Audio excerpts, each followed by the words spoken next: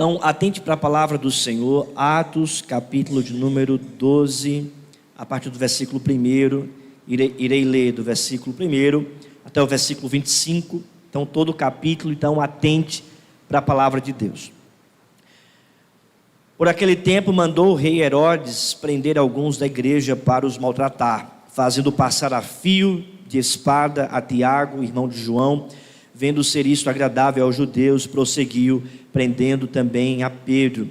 E eram os dias dos pães asmos. Tendo feito prender, lançou-o no cárcere, entregando-o a 4 escotas de 4 soldados cada uma, para o guardarem, tencionando apresentá-lo ao povo depois da Páscoa. Pedro, pois, estava guardado no cárcere, mas havia oração incessante a Deus por parte da igreja a favor dele.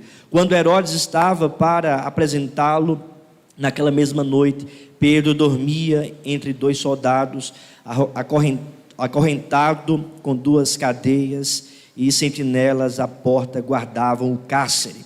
Eis, porém, que sobreveio o anjo do Senhor, a uma luz iluminou a prisão, e tocando ele o lado de Pedro, o despertou, dizendo: levanta-te depressa. Então as cadeias caíram-lhe das mãos.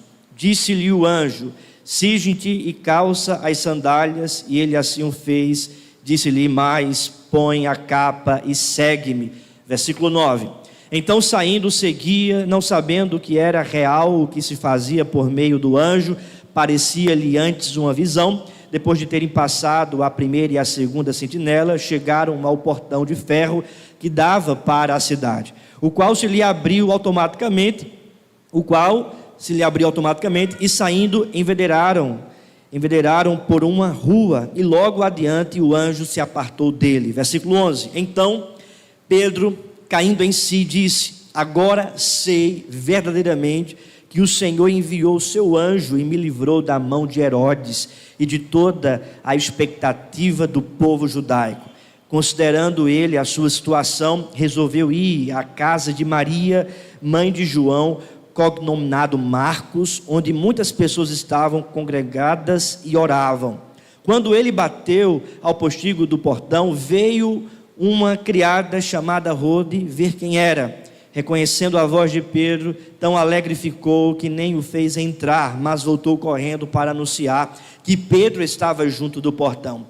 Eles lhe disseram: estás louca. Ela, porém, persistia em afirmar que assim era. Então disseram: é o seu anjo. Entretanto, Pedro continuava batendo. Então eles abriram, viram-no e ficaram atônitos. Ele, porém, fazendo-lhes sinal com a mão para que se calassem, contou-lhes como o Senhor o tirara da prisão, e acrescentou: anunciai isto a Tiago e aos irmãos. E saindo, retirou-se para outro lugar. Sendo já dia, houve não pouco alvoroço entre os soldados sobre o que teria acontecido a Pedro. Herodes, tendo-o procurado e não o achando, submetendo as sentinelas a inquérito, ordenou que fossem injustiçadas. E descendo da Judeia para Cesareia, Herodes passou ali algum tempo. Versículo 20. Ora, havia séria divergência entre Herodes e os habitantes de Tiro e Sidom. Porém, estes de comum acordo se apresentaram a ele, e depois de alcançar o favor de Blasto, camarista do rei, pediram reconciliação, porque a sua terra se abastecia do país do rei. Em dia designado, Herodes, vestido de trajo real, assentado no trono, dirigiu-lhes a palavra, e o povo clamava: é voz de um Deus e não de homem. No mesmo instante, o anjo do Senhor o feriu, por ele não haver dado glória a Deus, e comido de vermes expirou. Entretanto, a palavra do Senhor crescia e se multiplicava. Barnabé e Saulo, cumprida a sua missão, voltaram de Jerusalém, levando também consigo a João, apelidado Marcos. Vamos orar? Senhor Deus, Pai querido, nós lemos a Tua palavra e nós te pedimos nesse momento: Fala conosco, tem misericórdia de nós, que o Teu Espírito Santo nos ilumine para compreendermos a Tua palavra e que também o Teu Espírito trabalhe em nosso coração à medida que a gente escuta a Tua santa palavra. Fala conosco, nos orienta, nos corrige, nos conforta, nos renova, traz avivamento para a nossa vida através da pregação da Tua palavra. É o que nós te pedimos, ó Deus, tem misericórdia de nós, fala conosco, em nome de Jesus, amém. Amém.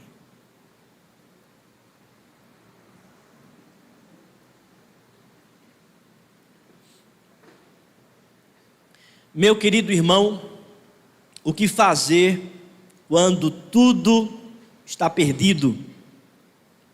O que nós devemos fazer quando as coisas não vão tão boas assim? Quando na nossa vida, na nossa caminhada, as coisas estiverem de mal a pior, quando a provação chegar, a dificuldade, a tribulação, quando tudo parecer perdido, o que é que nós devemos fazer? Qual deve ser a nossa postura? Qual deve ser a nossa ação? Qual deve ser a nossa atitude? O texto que nós acabamos de ler, irmãos, trata sobre essa aparente situação de tudo perdido, porque Lucas já registra de imediato que Tiago foi martirizado. Versículo 1 e 2, Lucas registra isso. Por aquele tempo mandou o rei Herodes prender alguns da igreja para os maltratar, fazendo passar a fio de espada a Tiago, irmão de João. Ou seja, Tiago aqui foi martirizado, foi morto. O fio da espada aqui, irmãos, é a ordem do rei de decapitá-lo. Ele foi condenado à morte e essa condenação foi executada. No verso 3 diz que Pedro foi preso. Vendo ser isto agradável aos judeus, prosseguiu prendendo também a Pedro. E eram os dias dos pães asmos, ou seja, o apóstolo Pedro, ele também foi preso, e o objetivo também era matar Pedro, assassinar Pedro. Diz o texto que o rei Herodes, ele estava já de antes, prendendo alguns para os maltratar.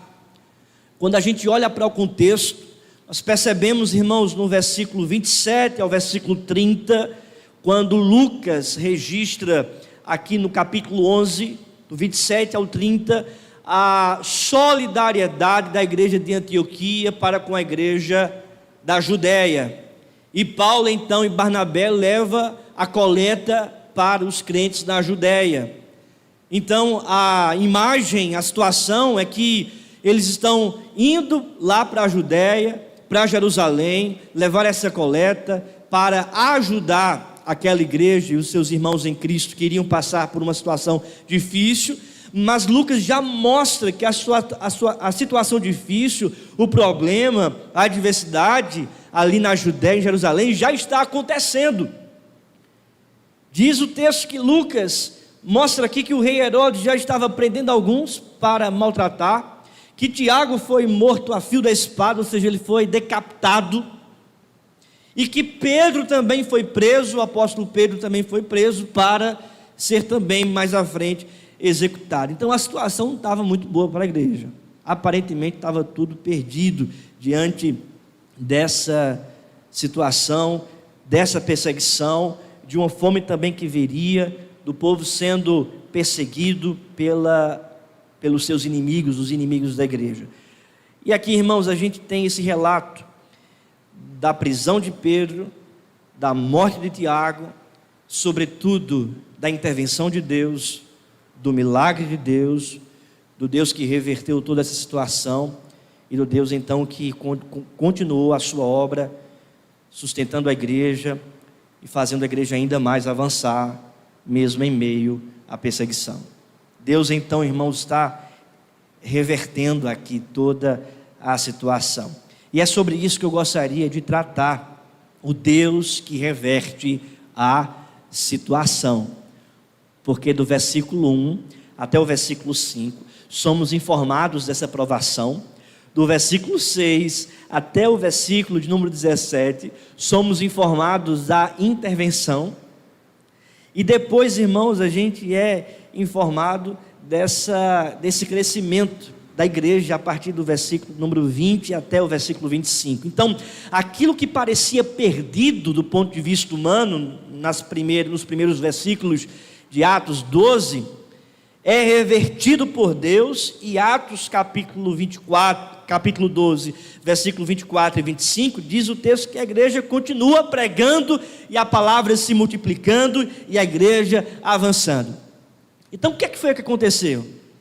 Tudo estava perdido no início de Atos 12, e no final de Atos 12, a coisa está progredindo, a igreja está crescendo e se multiplicando. No início de Atos 12, Tiago é morto, Pedro está preso, o povo de Deus está sendo perseguido e maltratado ali na Judéia, em Jerusalém. Mas no final de Atos 12, Pedro está vivo, está livre, a igreja está pregando o evangelho, a palavra está se multiplicando e a igreja está avançando. Então, diante daquilo que parecia uma situação difícil, tudo perdido, Deus está aqui revertendo a situação. E é sobre isso que eu gostaria de falar, o Deus que reverte a situação. A primeira verdade, irmãos, é que Lucas fala sobre a provação. Então veja o que diz o texto aí, a partir do versículo 2. Fazendo passar o fio de espada a Tiago, irmão de João, vendo ser isto agradável aos judeus, prosseguiu, prendendo também a Pedro, e eram os dias dos pães asmos. O texto diz, portanto, que o rei Herodes maltratava alguns da igreja. Diz o texto que ele executou Tiago. Isso foi agradável para os judeus.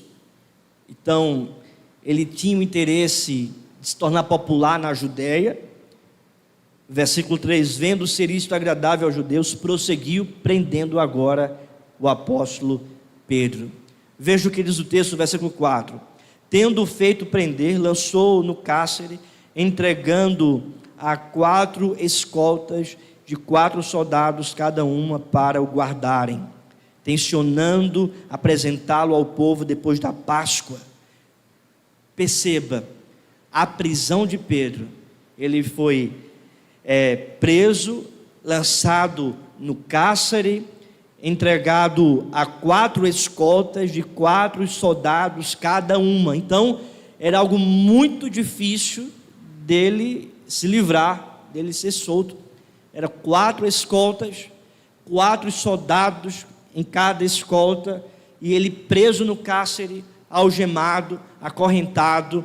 Então, querido, Herodes, ele não estava para brincadeira, ele de fato estava perseguindo a igreja do Senhor.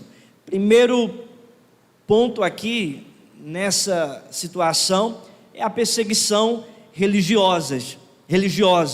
Os judeus foram os principais inimigos do cristianismo, da fé cristã, e eles estão aqui, irmãos, querendo de fato acabar com a igreja de Cristo, porque veja o que diz o texto, versículo 3, vendo ser isto agradável aos judeus.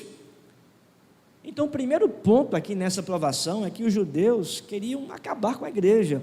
Herodes estava perseguindo a igreja, e isso era agradável aos judeus. A igreja, portanto, aqui está sofrendo perseguição religiosa. Os judeus, irmãos, estavam abominando a fé dos cristãos. Eles não acreditavam que Jesus de fato era o Messias, e por causa dos seguidores de Cristo, que adoravam a Jesus como Cristo, como Messias, isso provocava perseguição religiosa por parte dos judeus. A outra perseguição que também é aqui apresentada é uma perseguição política, porque diz o texto que Herodes, vendo que os judeus estavam se agradando da perseguição que ele estava fazendo contra os cristãos, prosseguiu. continuou. Ou seja, Herodes, irmãos, estava também perseguindo a igreja por questões políticas. Ele queria ser popular na Judéia, ele queria ser popular entre os judeus. Esse Herodes é o Herodes Agripa I.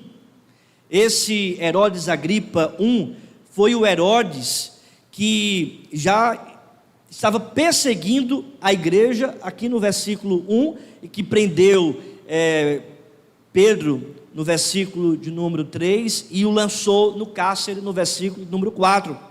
Herodes Agripa I era o neto de Herodes o Grande, o perverso, o rei que mandou matar as crianças em Belém. Não sei se vocês lembram.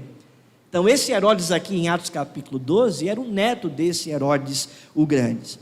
Herodes, portanto, aqui Agripa I, esse Herodes, era governador ali na Judéia. E foi o imperador Cláudio que colocou ele para governar aquela região da Judéia e também da Samaria como governador de Roma.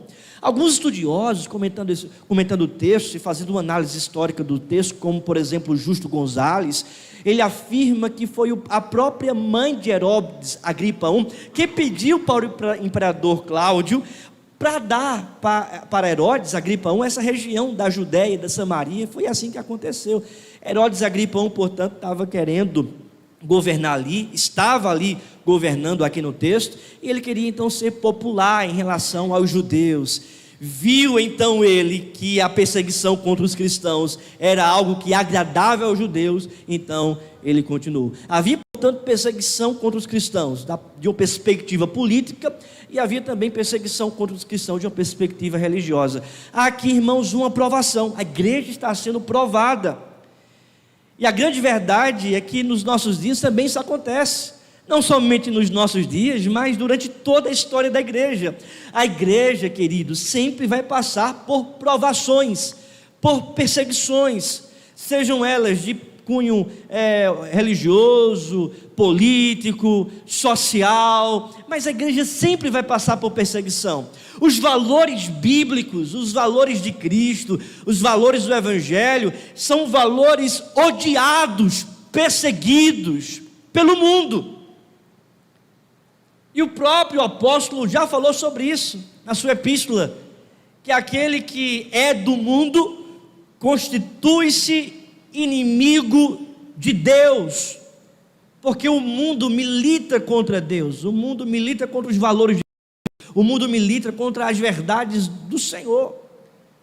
Queridos, na nossa vida nós passamos também por provações, por perseguições. Isso é marca, é característica da fé cristã. Se você vê por aí pessoas falando o seguinte: o cristianismo é um mar de rosas, seguir a Jesus Cristo é vida fácil, é só prosperidade, seguir o Senhor Jesus é uma bênção do ponto de vista material, só coisa boa do ponto de vista humano, só coisas alegres e felizes do ponto de vista circunstancial. Querido, isso é um papo furado. Não vá por esse caminho, porque diz o texto aqui que a igreja estava sendo perseguida, que alguns da igreja estavam sendo maltratados, que Tiago foi morto a fio da espada, que Pedro estava preso e foi lançado no cárcere. Isso é marca da igreja, a provação é marca da igreja, a perseguição é marca da igreja. O cristianismo não é um mar de rosas, mas o cristianismo é marcado pela perseguição, pela provação. Se queremos viver piedosamente em Cristo Jesus, nós também seremos perseguidos. Amém? Difícil, né, irmãos? Às vezes dá amém para isso, né? Mas nós também seremos perseguidos. Você não vê o apóstolo Pedro aqui só vivenciando coisas boas do ponto de vista humano, conforto. Você não vê a igreja só vivenciando coisas boas do ponto de vista humano, conforto, dinheiro, prosperidade financeira. Você não vê isso do ponto de vista bíblico. Pelo contrário, você vê perseguição. O livro de Atos é o tempo todo a igreja sendo perseguida, mas a igreja avançando, a igreja sendo provada, mas a igreja progredindo. A perseguição, a provação é característica, é marca fidedigna de um povo fiel, de um povo fiel. Então, querido, Há aqui essa primeira marca, que é a provação. Eles estavam passando por uma perseguição religiosa, como também por uma perseguição política.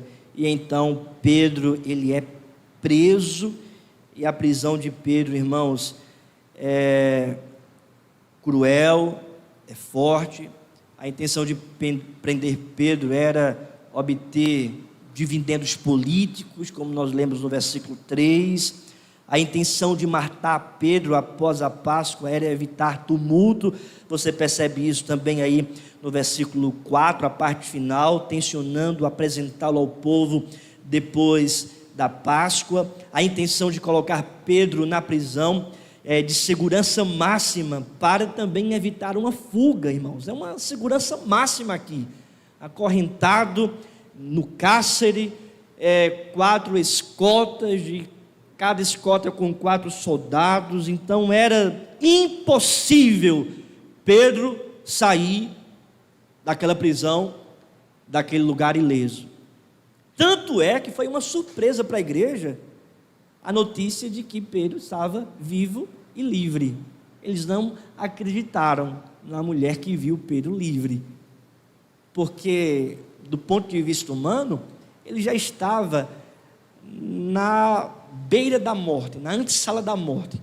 O rumo de Pedro era o mesmo rumo de Tiago, que foi também martirizado a fio da espada. No entanto, irmãos, vem a intervenção. Tem a aprovação, mas também tem a intervenção. E essa intervenção começa com a oração.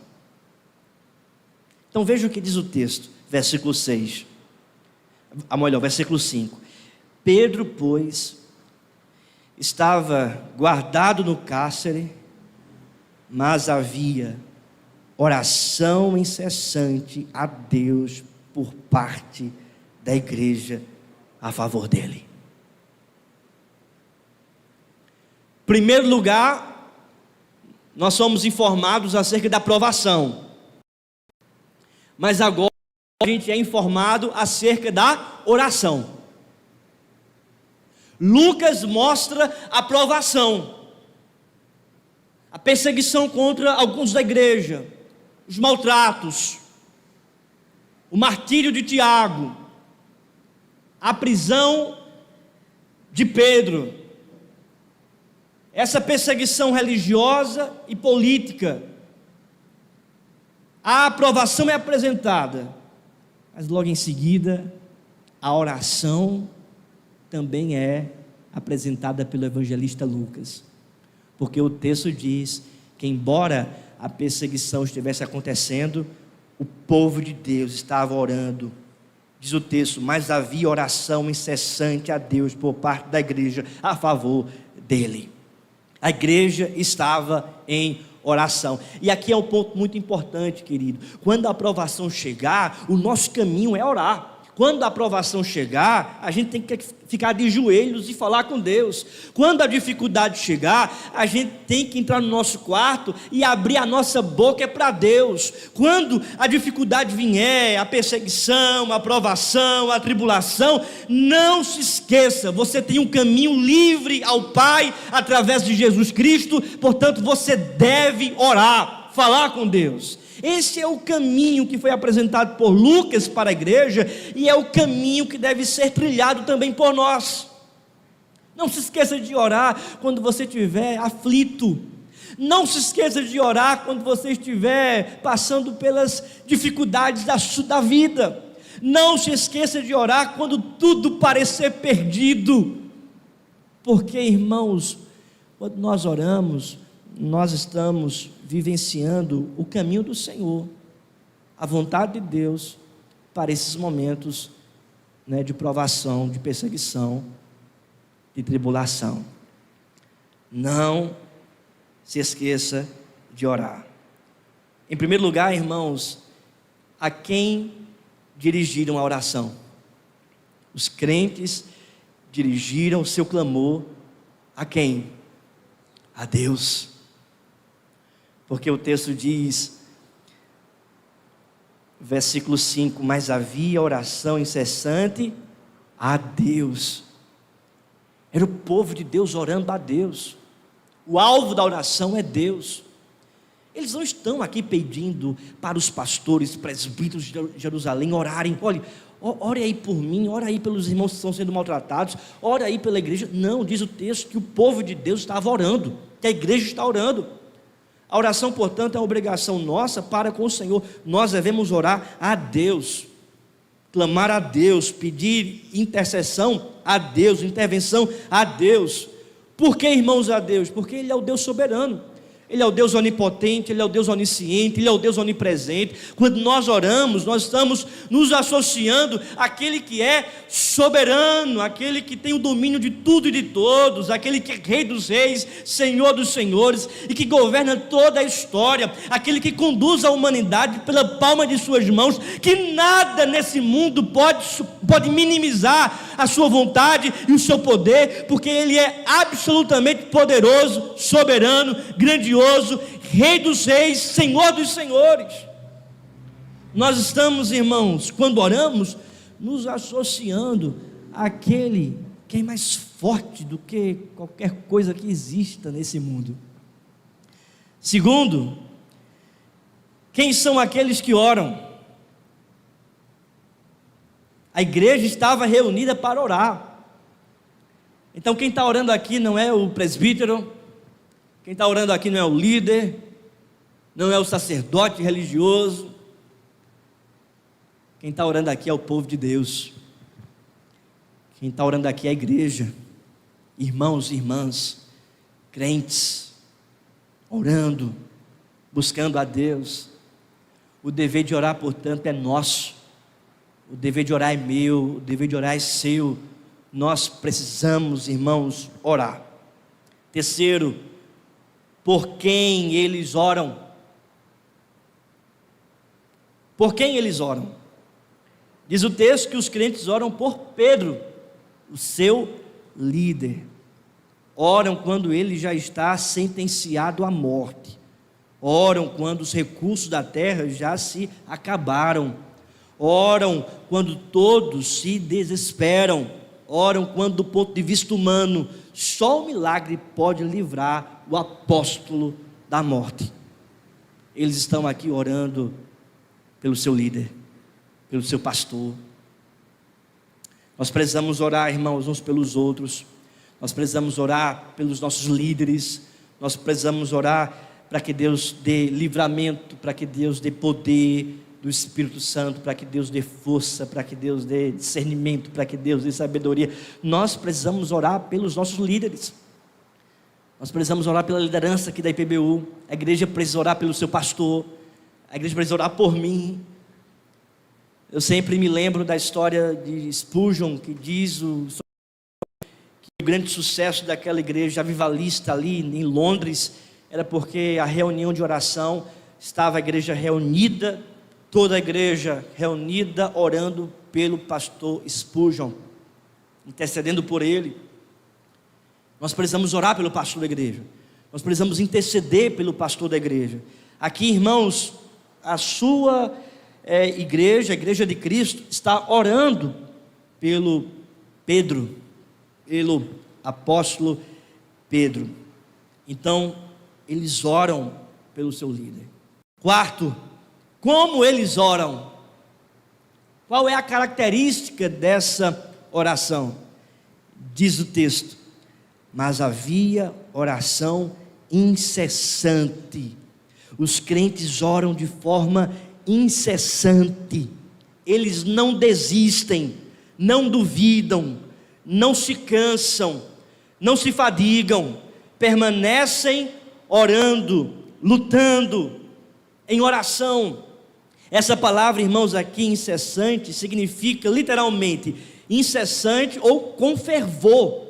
Eles estão, portanto, irmãos, com oração fervorosa, com persistência, com perseverança, com continuidade, orando a Deus, falando com o Senhor, orando por livramento de Deus na vida de Pedro. Eles estão ali buscando em oração de modo incessante.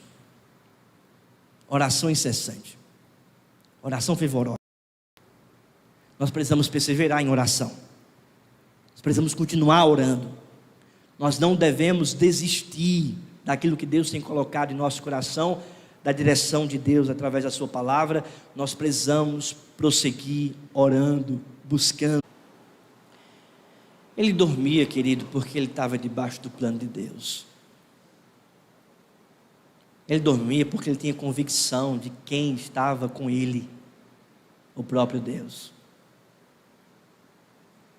Ele dormia porque ele tinha certeza e convicção que o plano de Deus seria executado, livrando ele ou não. Ele dormia de dormir porque ele está em paz com Deus.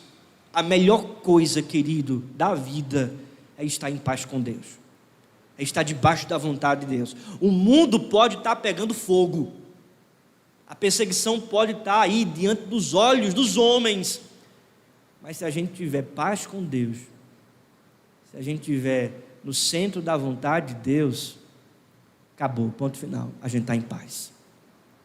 A gente está em paz. Foi isso que aconteceu aqui, irmãos. Pedro está em paz, e então vem o livramento de Deus. Diz o texto, versículo 7: eis, porém, que sobreveio um anjo do Senhor, e uma luz iluminou a prisão, e tocando ele o lado de Pedro, despertou, dizendo: levanta-te depressa. Então as cadeias caíram-lhe das mãos. Disse-lhe o anjo: cinge-te e calça as sandálias. E ele assim o fez. Disse-lhe mais: põe a capa e segue-me. Provação, oração e agora a terceira verdade, intervenção. O anjo de Deus chega, dá livramento para Pedro, pede para Pedro colocar uma capa e diz para Pedro: Pedro, me segue, segue-me.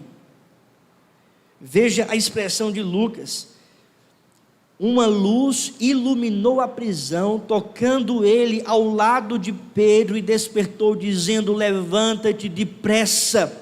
As cadeias caíram-lhe das mãos. Há uma luz que ilumina a prisão.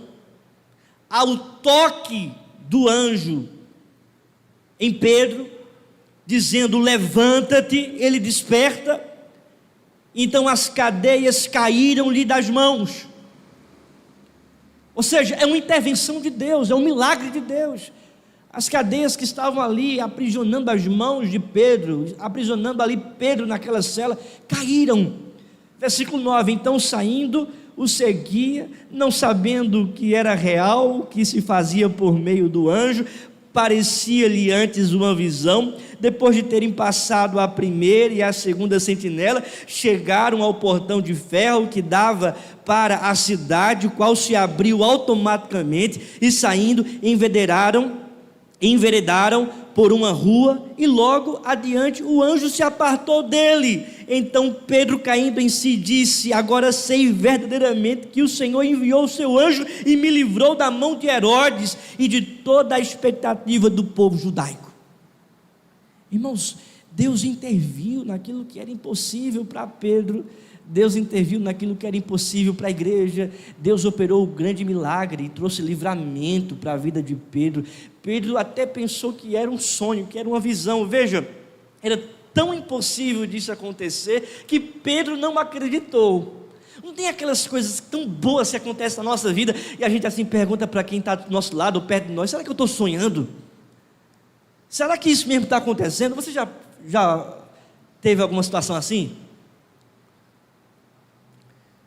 Nos últimos tempos eu tenho feito isso, falado isso para a Renata. Deus tem dado grandes bênçãos para nós, cada coisa, né, presbítero? E às vezes eu pergunto: Renata, será que isso é um sonho? Será que isso que está acontecendo é verdade mesmo? Será que a gente vai acordar e foi um sonho? Se a gente acordar e foi um sonho, aí é um pesadelo, né? Misericórdia. Mas quando uma coisa boa acontece, A gente não diz isso, né? Será que a gente está sonhando? Pronto, essa foi a sensação de Pedro. Será que isso é um sonho? Será que isso é uma visão? Será que isso não é real? Aí ele vai seguindo o anjo, passa por uma sentinela, depois pela outra, pelo portão de ferro, dá numa rua, o portão abre automaticamente, ele sai, vai para a rua, o anjo se aparta, e ele então cai em si, verdadeiramente, eu sei que Deus me livrou, que Deus me salvou, que Deus interviu em minha vida. Essa expressão de Pedro, caindo em si, disse: agora sei verdadeiramente que o Senhor enviou o seu anjo e me livrou da mão de Herodes e de toda a expectativa do povo judeu. De toda a expectativa do povo judeu, não é de alguns judeus. Toda a expectativa do povo judeu era a morte de Pedro. A mão de Herodes queria passar fio a espada em Pedro. Ou seja, o mundo ali estava contra a igreja, contra Pedro. Toda a expectativa dos judeus contra Pedro. No entanto, irmãos, Pedro estava com Deus. Deus enviou o seu anjo e o livramento aconteceu na vida de Pedro. O que é que a gente pode aprender dessa verdade aqui, desse acontecimento histórico narrado por Lucas? É que maioria, de fato, é quem está com Deus. Porque o mundo pode se levantar contra a igreja, o mundo pode se levantar contra o avanço da igreja, o mundo pode se levantar até mesmo contra os propósitos de Deus, contra a igreja, e o mundo é maioria. Mas se você, se a igreja estiver com Deus, maioria é quem está com Deus. Porque o plano de Deus vai prevalecer contra toda a expectativa do mundo, contra toda a expectativa dos homens, contra toda a expectativa da grande multidão que se levanta contra as nossas vidas, contra a sua vida, ou contra o plano de Deus na nossa vida. Foi isso que aconteceu aqui, irmãos. É isso que acontece na nossa vida, é isso que acontece com a sua vida. Pedro estava com Deus. Herodes poderia se levantar, Cláudio poderia se levantar, a fome poderia chegar em Jerusalém, a expectativa dos judeus, a grande multidão dos judeus poderiam se levantar também contra a vida de Pedro, mas Pedro estava debaixo da vontade do Senhor, Pedro estava alinhado com o plano de Deus, e nada que se levantava contra Pedro poderia atingi-lo, porque Deus estava com ele, e o propósito de Deus para com Pedro era que ele permanecesse vivo e continuasse a pregação do Evangelho ali também em Jerusalém e Judeia. Foi isso que aconteceu. Houve uma intervenção da parte do Senhor. Veja a alegria do povo, versículo de número 12. Considerando ele a sua situação, resolveu ir à casa de Maria, mãe de João, cognominado Marcos, onde muitas pessoas estavam congregando e oravam. A igreja estava congregando e orando. A igreja estava junto em oração. Veja o que diz mais adiante, versículo 13. Quando ele bateu ao postigo do portão, veio uma criada chamada Rode ver quem era. 14, reconhecendo a voz de Pedro, então tão alegre ficou que nem fez entrar, mas voltou correndo para anunciar que Pedro estava junto do portão. Eles lhe disseram: estás louca, estás louca. Era impossível de Pedro sair. A mulher viu Pedro no portão, nem pediu para Pedro entrar de tanta alegria, correu para falar com toda a congregação, dizendo: Pedro está livre. O que foi que a congregação disse? Tu está louca, mulher. Impossível disso acontecer.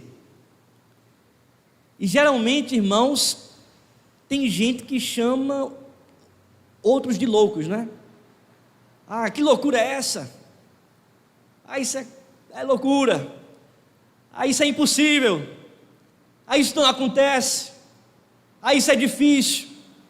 Querido, se Deus estiver à frente, Se Deus estiver guiando, se for plano de Deus e Deus estiver direcionando, aquilo que é loucura para os homens se revela poder de Deus para a igreja.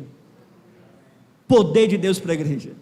Então nós não podemos, irmãos, minimizar o poder de Deus, nós não podemos desconfiar do poder de Deus, nós não podemos curvar o poder de Deus, nós não podemos subjugar o poder de Deus à nossa razão, aquilo que nós pensamos que deve ser, aquilo que é ordinário, aquilo que é lógico, porque o poder de Deus vai para além da lógica, para além da razão, para além do ordinário, para além daquilo que é natural. O poder de Deus é sobrenatural. A igreja chamou aquela mulher de louca, e muitas vezes nós podemos ser chamados de loucos por acreditarmos no poder de Deus, nos impossíveis de Deus, naquilo que Deus pode realizar, para além do natural, para além da lógica, para além da razão. Mas como igreja, nós precisamos acreditar no poder de Deus, acreditar que Deus está à nossa frente, e aquilo que é impossível para nós, com Ele nós vamos avançar. Nós vamos avançar. Nós podemos aplicar essa verdade para a nossa realidade como igreja aqui na IPBU. É impossível para nós, do ponto de vista financeiro, comprar um terreno, um lugar para a gente fazer igreja. Mas do ponto de vista de Deus, do ponto da ótica de Deus, isso que é impossível para nós, para Deus não é. Talvez seja impossível para nós, irmãos, termos um espaço maior, para recebermos mais pessoas. Mas para Deus não é impossível. Ele pode fazer. Do ponto de vista humano, é inviável nós plantarmos uma igreja em 3 anos. Mas do ponto de vista divino, isso pode acontecer. Isso pode ser realizado. E no próximo ano, organizar a igreja, para termos aqui presbíteros eleitos, diáconos eleitos, e a igreja progredindo pelo poder de Deus. Do ponto de vista humano, é difícil em 5 anos, nós como igreja, talvez mais organizada mais à frente, plantarmos mais 2 ou 3 igrejas no agreste pernambucano. Mas do ponto de vista bíblico de Deus, divino, do propósito de Deus para a igreja avançar na Jerusalém, Judeia, Samaria e até os confins do mundo, do ponto de vista divino, isso não é impossível. Nós podemos avançar, progredir. O povo pode nos chamar de louco, né? Ou o pastor louco, sem noção, está voando demais, né, nas alturas, sonhando demais nas alturas. Querido, eu vou ser bem sincero, o meu pé está no chão. Eu penso, eu uso muito a minha razão, e eu uso ela também para entender quem é Deus, para entender o que Ele pode fazer, para entender os milagres do Senhor. Eu uso racionalmente a minha mente para saber quem Ele é. E eu sei quem Ele é, e eu sei o que Ele pode fazer, e nós sabemos o que Ele já tem feito no nosso meio. Eu queria, irmãos, que mais irmãos do apoio, da mesa administrativa, da igreja toda estivesse aqui nas quintas-feiras, porque Deus tem tratado conosco, sistematicamente, semanalmente conosco. Deus tem nos orientado no trabalho de plantação aqui. E isso é uma verdade de Deus também para a nossa vida. Esse livramento, essa intervenção do Senhor, essa graça de Deus na vida da sua igreja que está passando por essa provação, mas é uma igreja que também passa pela oração, e é uma igreja que também passa pela intervenção. Então Pedro entra na casa, a igreja recebe Pedro. Diz o texto que Pedro então dá testemunho do que Deus fez com ele. Versículo 18: sendo já dia, houve pouco alvoroço entre os soldados sobre o que teria acontecido a Pedro. Herodes, tendo procurado e não o achado, submetendo as sentinelas a inquérito. Então Pedro de fato saiu, e houve um inquérito aqui contra os sentinelas. A partir do versículo 20, então, Lucas mostra um relato político acerca de Herodes, e também mostra a soberba de Herodes, Versículo 22 diz o texto: e o povo clamava: é voz de um Deus e não de homem, se referindo a Herodes. E Herodes estava aqui recebendo os elogios como se fosse Deus. Versículo 23: no mesmo instante o anjo do Senhor o feriu, por ele não haver dado glória a Deus, e comido de vermes expirou. O anjo que livrou Pedro agora vai até Herodes para matá-lo. O anjo que trouxe socorro e livramento para a igreja vai agora contra os inimigos da igreja e aplica a sentença de Deus. Quem é que tem mais poder? O governador da Judéia, Herodes Agripa I? Quem é que tem mais poder? Cláudio, imperador de Roma, que colocou Herodes ali para governar na Judéia? Quem é que tem mais poder? Quem tem mais poder, irmãos, é o governador dos governadores, é o rei dos reis, o soberano que enviou seu anjo para libertar Pedro, e agora envia o anjo para tocar em Herodes, e ele então morre. Esse é o Deus a quem nós servimos. Esse é o Deus a quem nós servimos. Essa intervenção, irmãos, toca os inimigos da igreja e os destrói. São destruídos. Aqui na figura de Herodes, há, portanto, a derrota dos inimigos de Deus e da igreja. Deus deixa, em primeiro lugar, o inimigo confuso e envergonhado, porque Herodes não soube o que aconteceu, faz um inquérito, há uma confusão, eles são envergonhados publicamente, como um homem sem sabedoria, sem poder. E agora, a soberba de Herodes enche o seu peito, e essa soberba conduz à ruína, porque o texto diz que o anjo então vai e toca-lhe, tirando a vida. O anjo de Deus é enviado para matar Herodes. Então, há aqui essa intervenção, os inimigos são destruídos. Deus, então está revertendo aqui a situação. Primeiramente a aprovação, segundo a oração, terceiro a intervenção, e por fim, a multiplicação, porque veja o que diz o texto, versículo 24: entretanto, a palavra do Senhor crescia e se multiplicava. Barnabé e Saulo, cumprida a sua missão, voltaram de Jerusalém, levando também consigo a João, apelidado Marcos. A palavra de Deus se multiplicava, crescia, a multiplicação.